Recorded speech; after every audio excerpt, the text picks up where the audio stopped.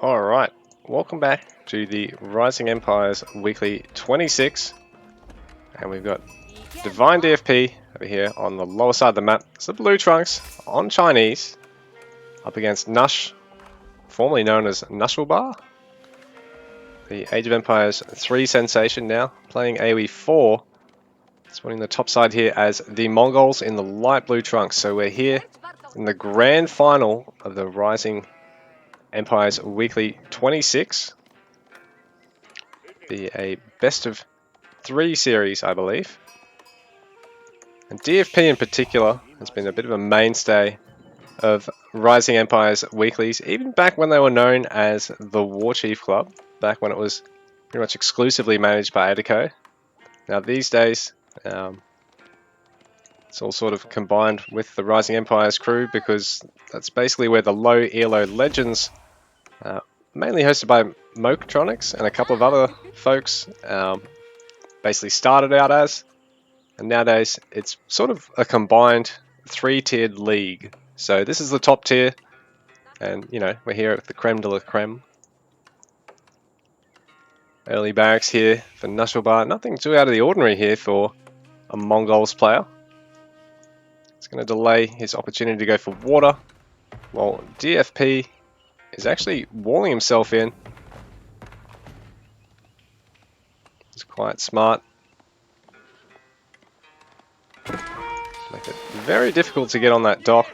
It'll be a little while for that villager picked off, so I wonder if he's going to be fast enough to finish every segment here. Bearing in mind the scout of DFT will be able to help defend here. The villager is able to get just out of range of the Khan there, so he's going to be safe actually. So this is great for DFP, going to be tough for Nushulbar, because he's going to have to try and get enough spears that he can actually take down the wall in time for it to really be of any consequence, which will then, you know, put him further back on aging up. Or, you know, he's only going to go for 2 spears by the look of it, knowing that it might take a while, and instead he's, yeah, really just going to try and tower maybe over here or over here, just so he's in range of hitting the dock. Or maybe even looking to bring his own first dock placement forward here, just to give himself really good control of the water, minimize the amount of space. DFP's got to go for multiple docks once we're in Age 2. So DFP even going to throw up an outpost here, just to keep things safe. And yeah, Nushulbar's actually going to put a dock down rather than trying to tower up, now that his would be slower. So having this just outside of tower range is a really nice idea, because if he can squeeze in a quicker age up than DFP, it becomes very hard to defend this little area here. And then on top of that, your opponent's got free reign to dock up on the other side of the water. Now, I mean, DFP can always try and sneak a villager out and proxy over here, but the problem is his opponent's already got military production out, so he'd be having to do it a little bit blindly. DFP preempted with that villager, although possibly just looking to slow down Nushulbar. He may have done the maths here and thought he can get out, but to see if he does. That Khan there as well, he only needs to get 2 more hits. 1 more. Ooh, so Nushulbar does get that villager. DFP going to start with his fishing eco already. So he's all the way up to 5 fishing boats for the 1 from Nushulbar. Let's start gathering gold. Nush already on the gold at this point in time.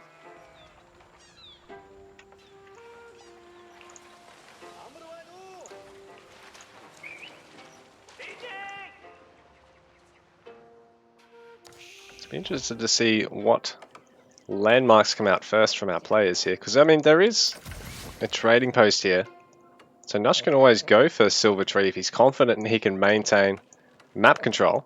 Use that to put himself ahead. He is going to go Deer Stones, actually.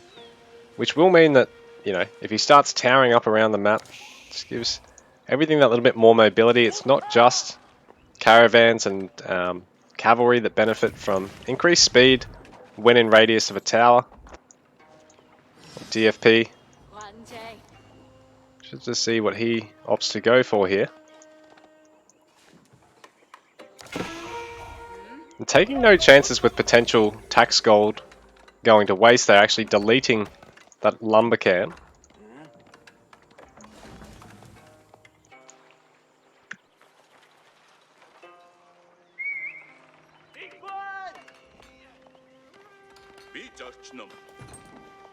I mean, sorry, not the tax gold, the empowerment going to waste, because he deletes the other one after clearing the tax gold out of it, I should say. DP with a nice lead on Eco. Going for Imperial Academy before his barbecue.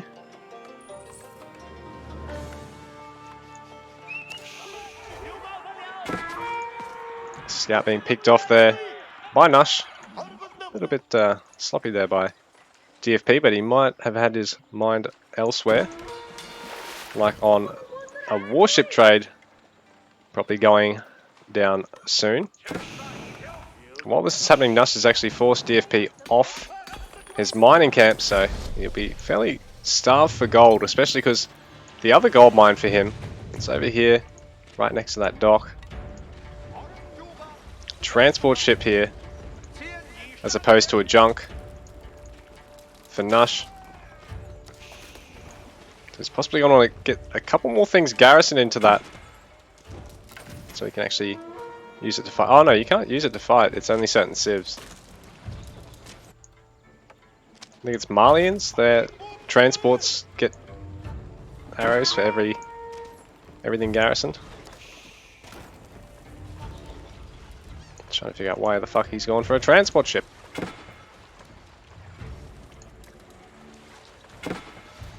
So the dock's actually been upgraded,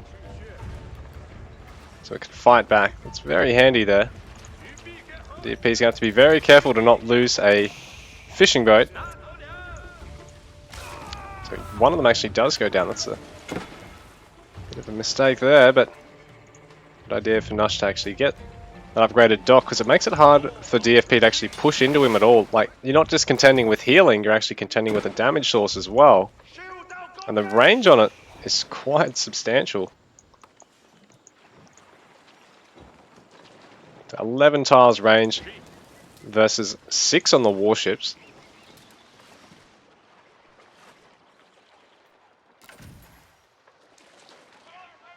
Oh, the transport ship might be to try and land over here to take out the outpost and the dock, rather than having to cut through the wall. And even use them to try and get closer to the warships if they're close to the shore. It looks like there's going to be a villager throwing a dock down over on this side. So it just means that he can keep it nice and safe. Whereas this dock over here might not be long for this world. And 8 spearmen there.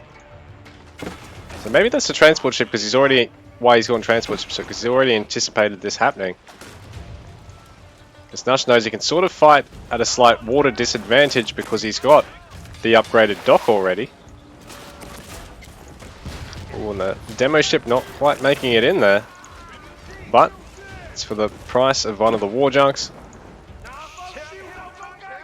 Well, Nush doing well to save his own war junk there.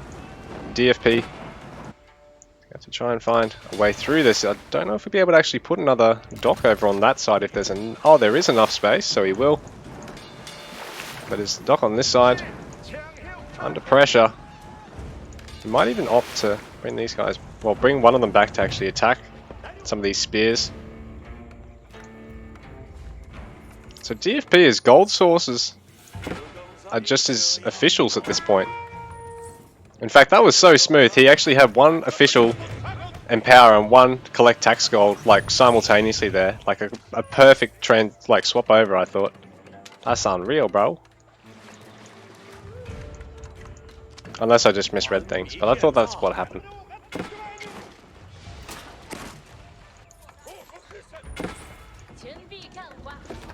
Probably going to want to just garrison a couple of vills to take out that annoying Khan. Meanwhile, a demo ship of Nush. A nice hit there. And he does take out another warship, but DFP microing back that other junk. Don't touch my junk, bro. So DFP is still ahead on the worker count at the moment. I think he's just slightly up in terms of the fishing boats.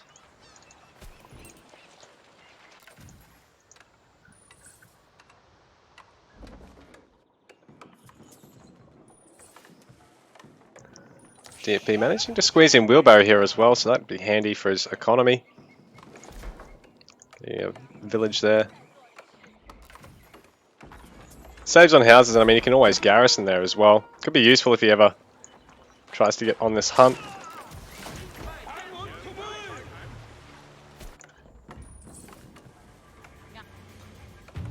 So Nush, as minimalistic as most Mongol bases are here.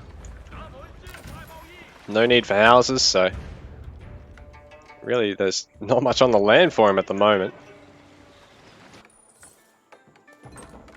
DFP, you know, not a lot on the land for him either. He's just throwing down all his villages.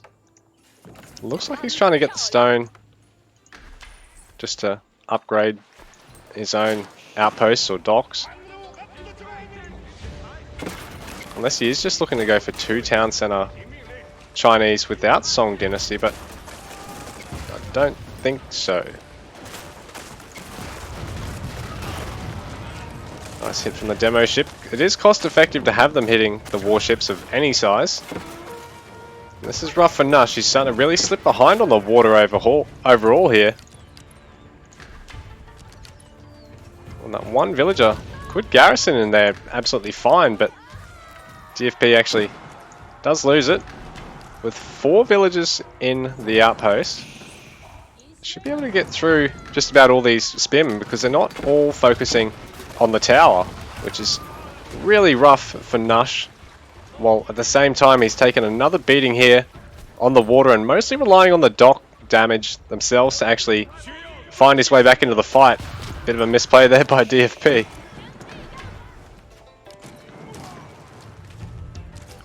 But yeah, it looks like there's enough on this outpost that he should be able to finish these guys off. He's aware this could basically just be a bait. Yeah, that's a good idea. Even get hand cannon in the meanwhile. Garrison 1 more, put the other 2 in the village, and he should be okay. That's nicely done. There on the land, just after a slight mistake there on the water. But DFP's overall military size is massive compared to Nush's, and he doesn't even have any land military at this stage. Got the blacksmith already. Wonder what he's looking to go for there. Well, a big addition to the land production here for Nush. He's gonna go for a pair of stables, add a range alongside his barracks as well, so he'll be able to have a nice mixed army push here into DFP, who's actually going for, yeah, range damage just to increase the damage of his regular junks, just the archer ones. I don't believe it benefits the Springle junks, just your first tier of warships. Because yeah, the war junks, the Springle junk, a lot more damage than the arrow ship one. A little bit more health too.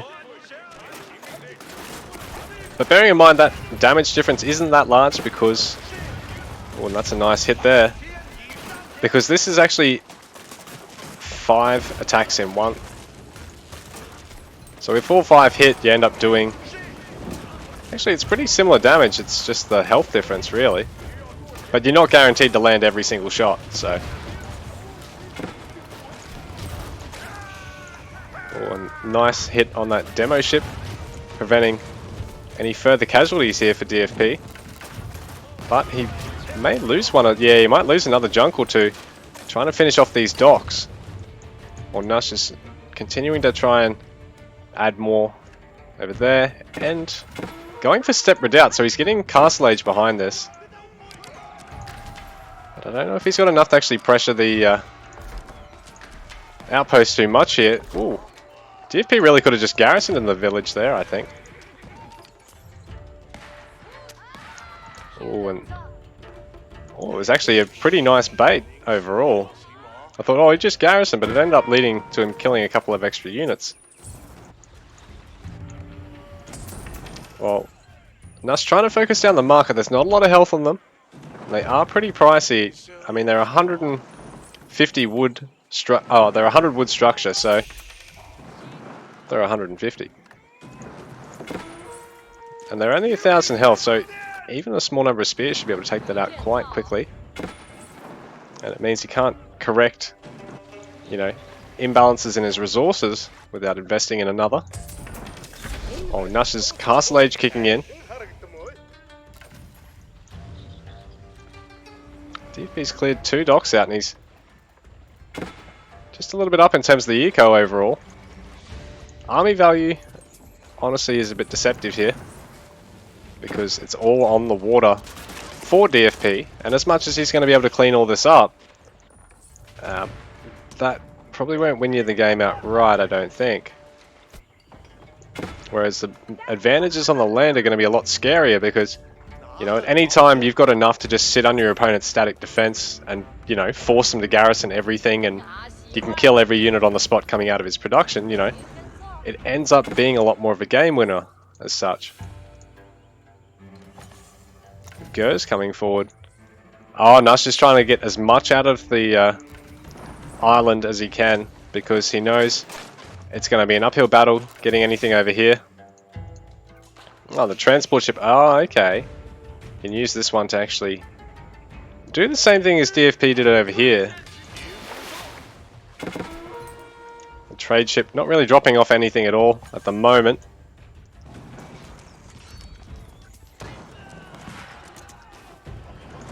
With the Lancers, these guys in particular are going to be able to fare pretty well underneath the outposts. That's just probably going to try and hit the wood line here.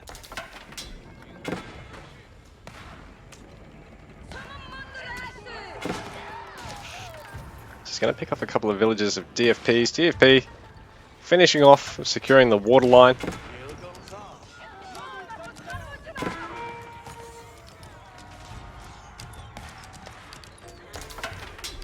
Nush forcing DFP to have to garrison 40 out of 60 eco population at the moment, taking out units left, right and center. And Nush's attempted a dock over here is repelled. So DFP struggling on the land but in a wonderful spot on the water. All he needs to do is try and put down a dock somewhere a little bit further than this so he can actually make use of that trade ship that he had. And possibly start adding more trade ships. But he's actually going to start trying to field the army he needs to repel Nush at the moment. Because Nush is proving to be a bit of a pest all over DFP's base for the moment.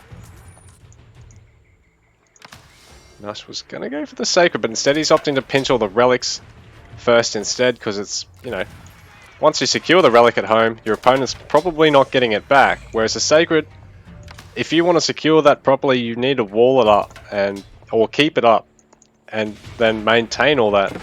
It's a lot easier just to bring all the relics home, park them in a monastery that's fairly safe. And particularly as Mongol, you can always even just move that monastery. I think you've got to take the relics out of it to move it though. The Lance is still proving to be a pest, keeping that eco gap fairly minimal here. Even though DFP has complete reign of the water, has a lot of fishing boats. Oh, here we go, he's trading to the distant one now. Doesn't have to build another dock. Sorry, I forgot all about that. But he could really ramp up that trader ship eco if he wanted to.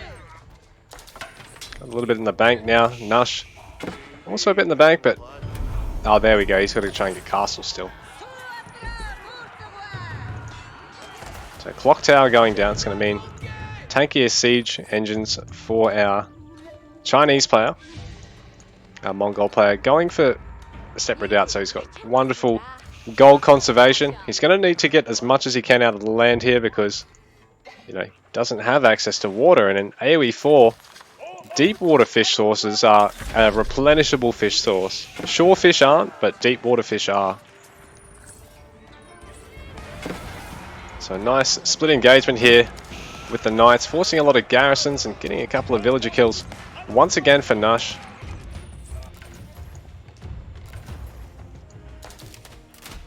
He's got a couple of idlers up here. He needs to get these guys back to work.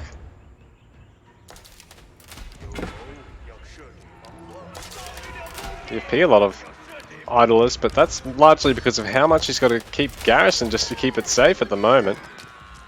But he's now got crossbow production, and a lot of it. Triple barracks, triple range here for him. Veteran spear coming in, and to be able to sprinkle in some palace guards as well. So he's got some heavy units of his own that really require the attention of lancers, man-at-arms, and possibly some crossbow production here from Nush as well.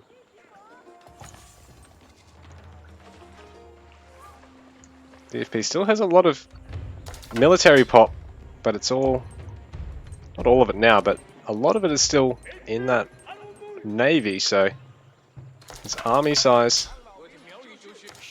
a little bit inaccurate there really. He has got a couple of balls of crossbows now. Just going to start sending them out. Try and take out some of these structures. Bearing in mind our Mongol player could just pack up and leave. The Gur actually travels at 1.12. What do the spears travel at?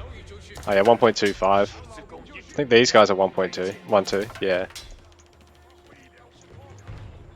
Now DFP pushing forward on the land.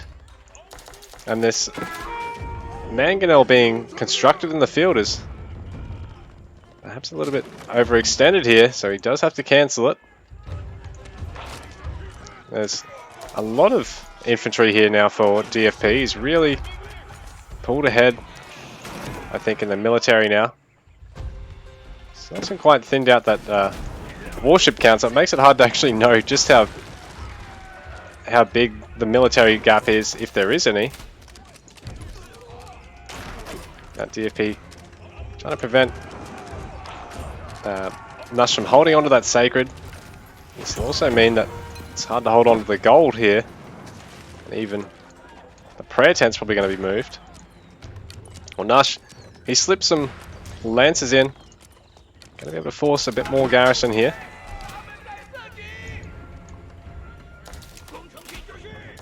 We've got a trebuchet here for DFP. Useful taking out these outposts, while the Mangonel for Nush, which is going to force DFP to have to keep back a little bit and try and split units up every time that's going to launch a volley. Ooh, a couple of crossbows going down there. A few more getting quite low.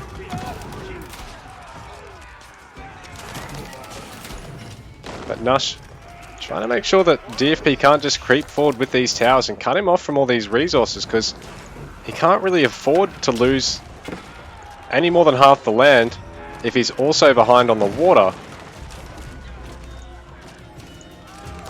There's a lot of crossbows and a couple of archers in the mix as well.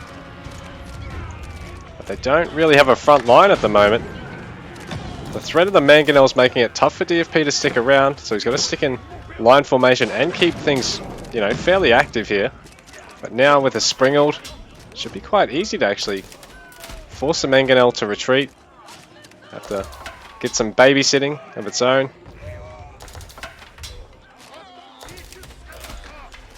No upgrades yet on these outposts for DFP. He needs to get a little bit of stone if he wants to really take advantage of these.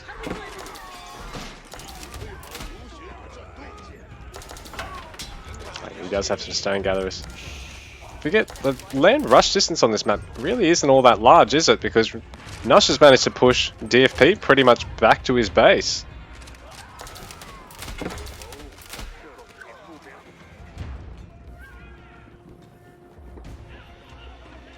But as it stands, DFP, I think, has a bit of an advantage with his kill value here. A small eco lead. Oh, and a much bigger army value at the moment.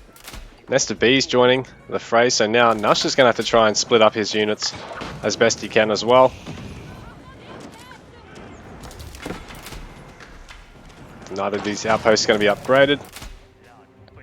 DFP still gathering a bit of stone though, so next time round, when he does opt to do the same thing again, he'll be able to get upgraded towers and use them as real static defense without having to actually garrison anything. Just bringing those guys forward. He's got enough stone now. Nush attempting to get on that sacred site once again. Trev being used to focus down the Mongol towers, which actually increase the speed of all the units of the Mongol player, considering he's got the deer stones. So Nush trying to dive the Nest of Bees there, not quite successful. And now I think DFP really has a military advantage, even if you minus all the water navy, well, all the navy or the water army that he's got. That's just going to want to try and move this thing over onto this large gold mine if he can. Get these guys back to work once again.